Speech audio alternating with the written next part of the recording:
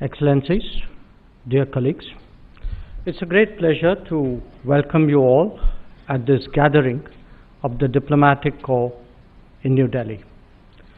Our meeting takes place as the Narendra Modi government completes 8 years in office. It also provides an occasion to reaffirm a return to normalcy after 2 difficult years of the COVID pandemic. Since you all live here, the scale and intensity of change that India has experienced in these 8 years is perhaps more evident than it may be to others more distant. I'm sure that each one of you, in your own way, has tried to absorb that and communicate that back home. It could be the COVID response that included building capacities from scratch, the massive vaccination campaign that overcame so many hurdles, the financial, digital, and communication transformation that has made direct benefits transfer possible, or indeed the enormity of the housing, electrification, water connection, and cooking gas access that have been delivered. Some of the empathy that you all feel was visible in the support expressed by your respective countries when we passed through the worst of the COVID last year. The COVID pandemic, however, has not been the only driver of a more volatile and uncertain world. No question, it has brought out the risks of the over-centralized model of globalization that was being followed. Consequently, it has encouraged the building of reliable and resilient supply chains. I'm sure that many of you have noted the government's initiative to promote manufacturing, facilitate services, and improve the ease of doing business. But if you were to extrapolate that further, the outlines of an emerging economic outlook would also become visible. Among its notable elements are FTAs that India has concluded recently, the negotiations underway with others that have picked up momentum, as well as the frameworks and initiatives to which we have now committed. Processes aside, our message is one of engaging the world intensively, obviously drawing benefits for our own people, but while also contributing in greater measure to global welfare, development, and security. I hope that you also share my belief that Indian foreign policy thinking is displaying greater conceptual and operational clarity. Whether it is explanation or communication, some of the contemporary catchphrases have been impactful in their public resonance. If you consider neighborhood first, for example, it is now clearly associated with a generous and non-reciprocal approach to our immediate proximity. We envisage India as a larger lifting tide for the entire region. Our investments in connectivity, expansion of contacts, and promotion of cooperation have also been noteworthy. Whether it was during COVID or the current economic challenges, India has gone the extra mile for its neighbors and will continue to do so. We have also articulated a sharp awareness of our extended neighborhood. It is expressed as an Act East policy, a Sagar outlook, a Gulf engagement, and a Central Asia initiative. In each case, whether it is leadership attention, diplomatic energies, practical projects, or shared activity, the record is one of higher commitment.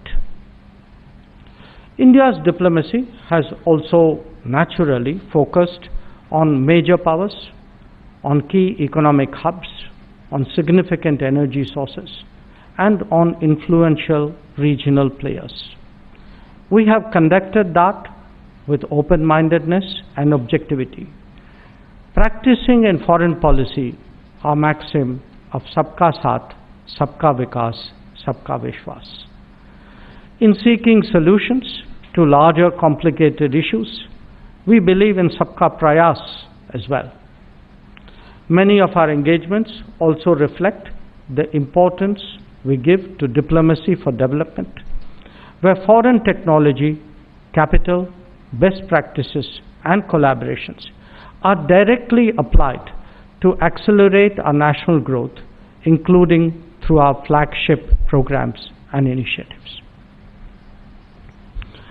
The Global South has merited greater attention as well, where Africa, Latin America and Caribbean, or the Pacific Islands are concerned. There has been a spike in our engagement and activities. The COVID years did disrupt some of the momentum, and we expect to pick up on that very soon. India has always viewed the United Nations as important to global peace, security, and development. We currently serve as a non-permanent member of the Security Council and one very active in UN organizations and in its peacekeeping. While our endeavors will always remain supportive, we also share the disappointment of the international community about the UN's declining effectiveness. Our advocacy of reformed multilateralism, therefore, has become even stronger. Now, paralleling what is happening in the world of trade, diplomacy is also searching for optimal solutions to processing situations at the sub-global level. In recent times, the merits of engaging partners on agreed issues and defined domains are increasingly apparent. Some of these exercises are more flexible than others. They reflect convergences and intersections rather than congruence. These have resulted in quadrilaterals, trilaterals, and regional arrangements. The utility of 2+2 meetings with relevant players is also very apparent. An India that is more capable is also an India more sensitive to global expectations. The last 8 years have seen us undertake the responsibility of first responder in many situations, and you saw some examples in the film which we just watched.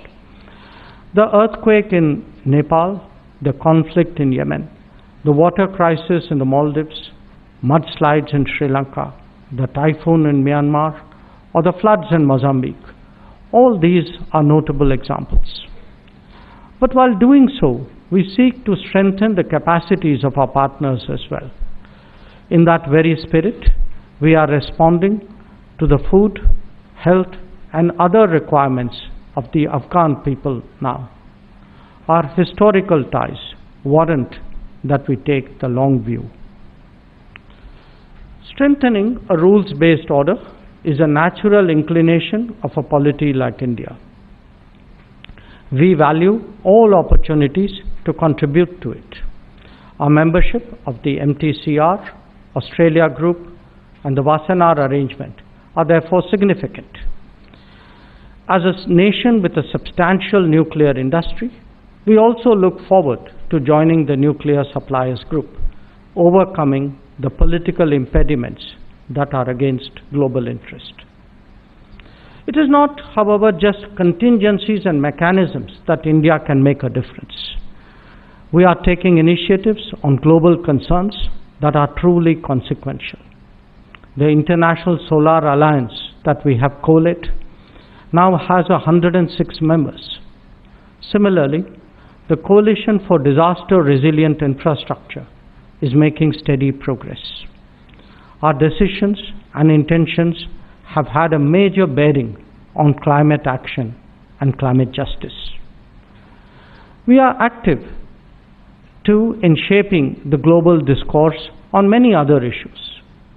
It could be connectivity and maritime security, resilient and reliable supply chains, data and cyber security, or indeed terrorism, violent extremism, and black money, India has interests and views that it has put forward with assurance. Now, many of you have been our interlocutors in these exercises, and I thank you today for your understanding and cooperation. It would have left you with a clear sense that we take global issues, the global commons, and global good very, very seriously. The proof of the pudding is, however, in the eating, and that is certainly so when it came to our COVID response. We supplied made in India vaccines to 98 countries and continue doing so even today. Our medicines and medical personnel also made contributions abroad in these very crucial times. We count Vaccine Maitri as one of our key achievements of this period, not just for reasons of health, but as a statement of solidarity. The COVID pandemic has undoubtedly been the most devastating phenomenon in living memory for many of us. We cannot overlook it even as we go on with life. But just as we were hoping to recover from its effects, the world is now confronted with the repercussions of the Ukraine conflict. Our position on the matter itself has been stated at length at various forums. But beyond the conflict, the world today faces severe challenges in the rising costs of energy, food, and fertilizers. The global south is particularly impacted. The need for an early end to the fighting and a return to diplomacy truly gets stronger with each passing day. The difficult realities of international relations make themselves felt in multiple ways. For some of us, that is expressed in the challenges of hard security. In India's case, we have specifically seen that in the phenomenon of terrorism. Diplomacy has contributed to addressing that challenge by delegitimizing it and by denying support and sustenance to terrorism. Our borders also need safeguarding, and we will never accept any attempt to unilaterally change the status quo. A posture that departs from established understandings will evoke its own responses. When it comes to security, we will do what it takes to ensure national well-being. I acknowledge also the role of trusted partners who work with us to help keep India safe and secure every day. We have overcome the hesitations of history and will not allow anyone a veto on our choices. A nation like India obviously needs to contemplate its security in the broadest way possible. In the past, mantras of globalization lowered its defenses and discouraged the building of deeper strengths.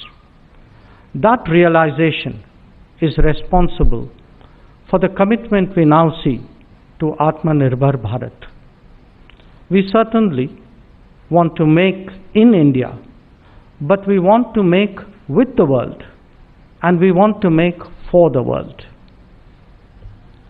An economically stronger India expresses its deep belief of the world being a family through greater development partnerships.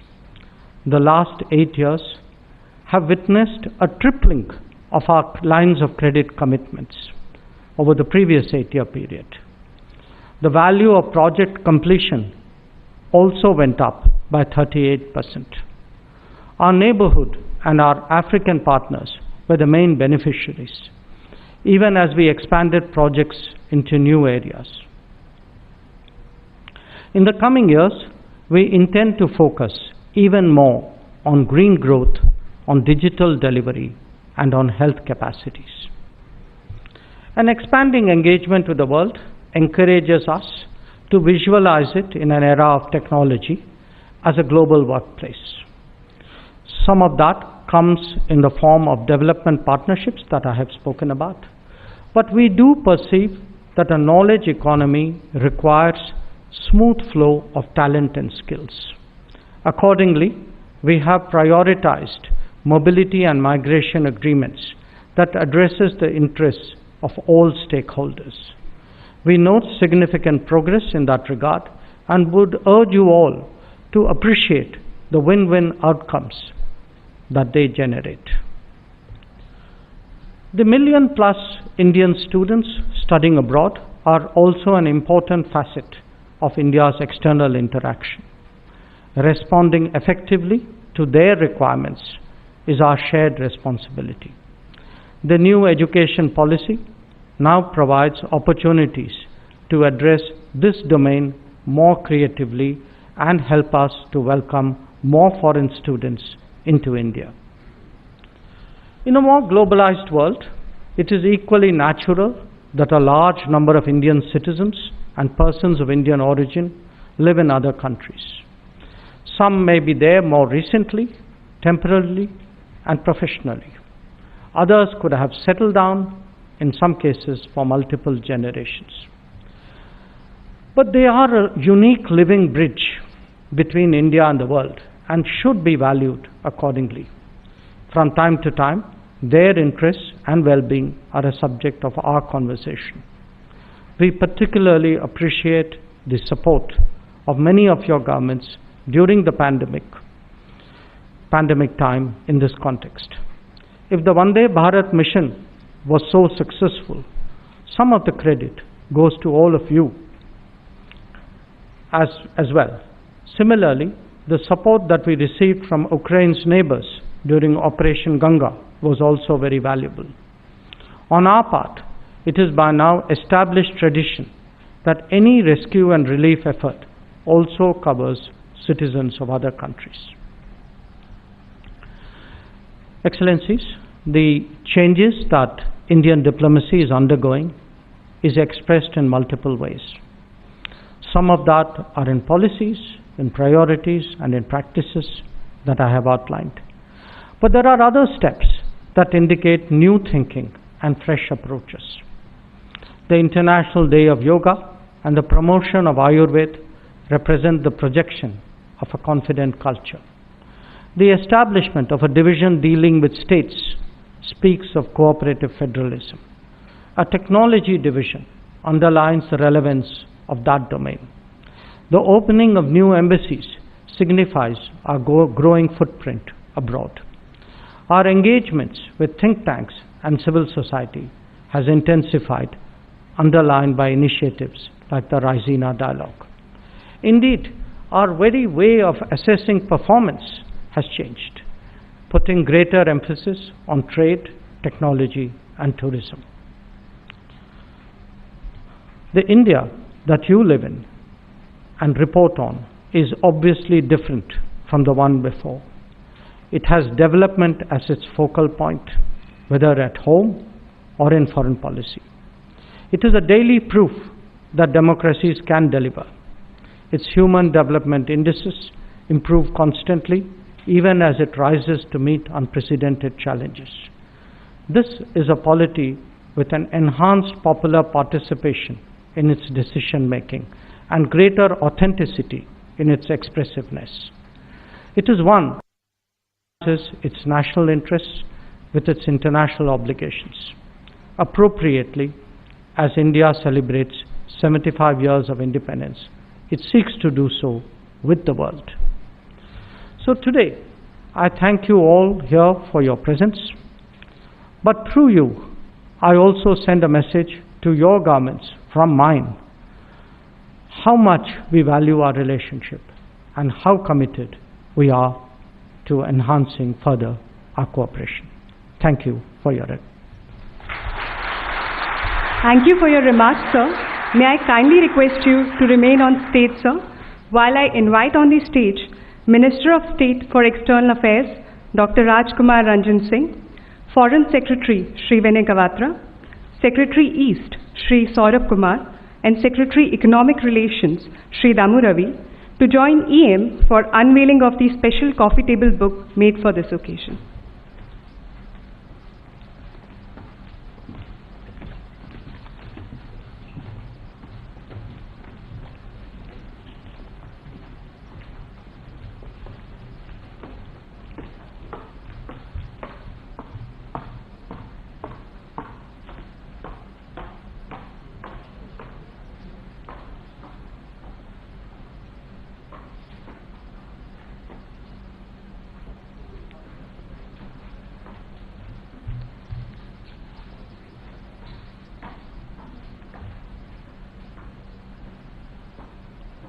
This coffee table book, titled Citizen-Centric Foreign Policy, encapsulates the trajectory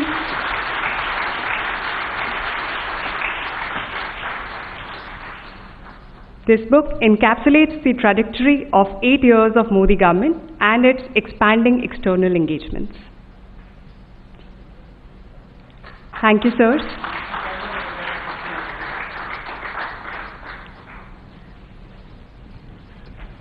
This brings us to the end of the event. I would like to thank all of you for your august presence.